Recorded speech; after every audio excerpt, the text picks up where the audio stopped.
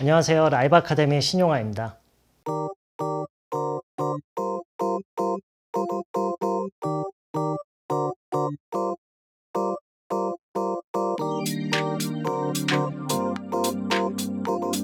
영어를 이제 처음 배우기 시작하는 사람들이 가장 많이 하는 실수가 뭐냐면, 우리가 뭐 운전을 배운다거나 요리를 배운다거나 운동을 배운다거나 할 때 이거를 내가 많이 해야 느는구나 라는 것을 당연히 받아들이고 거기에 임하는데, 그렇잖아요. 우리가 뭐 운동 배우려고 했다고 해서 갑자기 서점에 가서 책을 사진 않잖아요.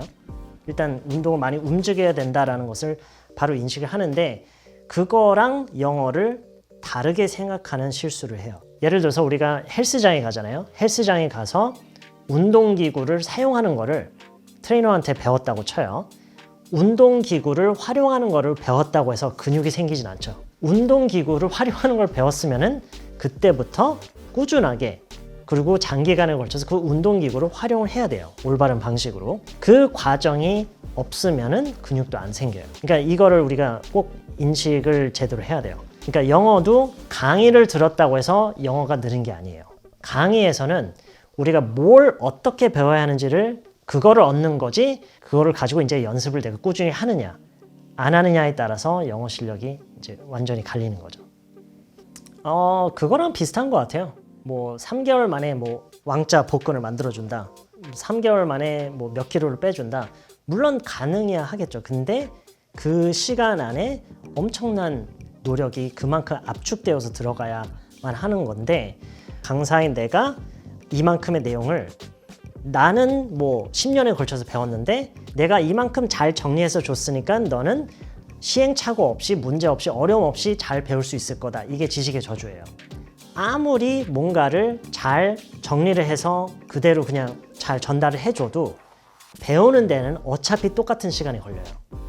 시행착오도 그대로 다 겪어야 되고 실수도 다 하면서, 이 사람이 10년 배웠던 거를 나는 뭐 2년 만에, 이거는 있을 수 없는 일이에요. 그동안 그런 제안을 받았을 때 보통 알고 보면은 어느 정도 틀이 다 잡혀 있더라고요. 어떤 이런 방식으로 해야 되고, 뭐 수준은 뭐 이 정도로 해서 강의를 구성해서 짜야 된다라는 게 있었는데, 이번 거 같은 경우는 거의 전적으로 자유롭게 제가 구성할 수 있고, 심지어 제가 보통 일하는 곳에서 촬영도 하고 제가 알아서 다 편집을 스스로 할 수 있는 그런 자유도가 주어졌어요. 그래서 같이 하기로 했어요. 피아노를 만약 배운다고 생각해봐요. 아무리 훌륭한 피아노 선생님이 가르쳐줘도 배우는 사람이 피아노를 안 치면 못 배워요. 이거는 그 어떤 것도 마찬가지예요. 운전도 마찬가지예요. 아무리 훌륭한 운전 교육자가 나한테 운전을 가르쳐줘도 내가 운전을 안 하면은 절대로 배울 수가 없어요. MKYU에서 이 50개 강의를 통해서 어떤 거를 학습자들에게 가르쳐주고 싶냐면은, 본인이 스스로 영어를 공부를 하는 힘을 길러주고 싶어요. 장기적으로 봤을 때는 그게 너무나도 중요해요. 처음에는 강의에 의존할 수밖에 없어요. 가이드가 필요하니까, 뭘 해야 되고 어떻게 배워야 하는지를 알아야 되니까. 그런데 중요한 거는 어느 정도 수준이 이상 지나가면은 본인이 스스로 배울 수 있는 그 힘이 있어야 돼요. 그래야 장기적으로 계속 이어서 할 수가 있어요. MKYU에서 50강의를 통해서 그 힘을 길러주고 싶어요. 10년 넘게 영어를 가르쳐 오면서 영어 학생들도 물론 많이 만났지만 영어 강사분들도 굉장히 많이 만났어요. 그런데 영어 강사로서 항상 내면에서 싸움이 벌어지고 있는데, 그게 뭐냐면은 내가 아는 것을 다 알려줘야 되겠다라는, 약간 본능적으로 그렇게 하려는 게 있어요. 그런 식으로 짜여진 강의는 굉장히 어려워요.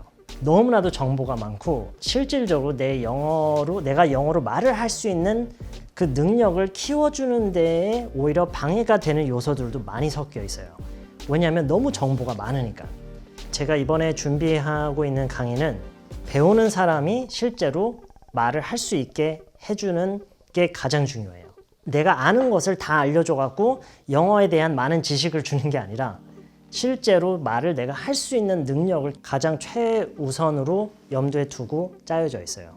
우리가 강의를 통해서 모르는 거를, 뭐 어휘 됐든 표현이 됐든 문법이 됐든 모르는 거를 새로 배우는 것도 물론 중요한데, 그것만큼 어쩌면 더 중요할 수도 있는 게 배웠던 거를 까먹지 않는 거예요. 그렇다고 해서 우리가 우리의 기억에 의존할 수도 없어요. 외국인과 영어를 써서 영어로 대화를 하는데 강의나 책에서 배웠던 거를 기억해내서 말로 하는 거는 실제로 그런 일은 없어요. 그 순간에는 이미 내가 익숙한 말만 나올 수가 있기 때문에, 그래서 중요한 거는 강의를 통해서 배웠던 거를 익숙하게 만드는 그런 체화 과정이 필요한데, 그러려면 반드시 연습을 해야 돼요. 거의 모든 강의에 숙제가 있어요. 그날 배웠던 내용을 토대로 해서 한국어를 보고 내가 배웠던 걸 활용해서 영어로 그걸 바꿔보는 그런 숙제가 있고, 바로 이어지는 강의에서 그거를 확인하면서 답안을 확인하면서 이렇게 자연스럽게 복습이 거의 매 강의마다 이루어지고, 연관이 있는 강의끼리 이어지고 나서 그 강의들을 전반적으로 다시 복습하는 그런 중간 점검, 그런 중간 정리하는 그런 강의들이 중간중간에 자주 있을 거예요. 물론 50강이지만 중요한 거는 그 배웠던 거를 까먹지 않는 게 중요하기 때문에 복습을 정말 많이 하게 되는, 그래서 반복을 많이 유도하는 그런 강의들이 많을 거예요. 영어를 몇 개월 만에 배울 수는 없잖아요. 몇 년이 걸린단 말이에요. 그러니까 필요할 때까지 기다리는 거는 늦을 때까지 기다리는 거예요. 그렇기 때문에 영어가 지금 크게 필요하지 않을 때, 필요하다고 느껴지지 않을 때 오히려 시작하는 게 가장 맞는 거예요.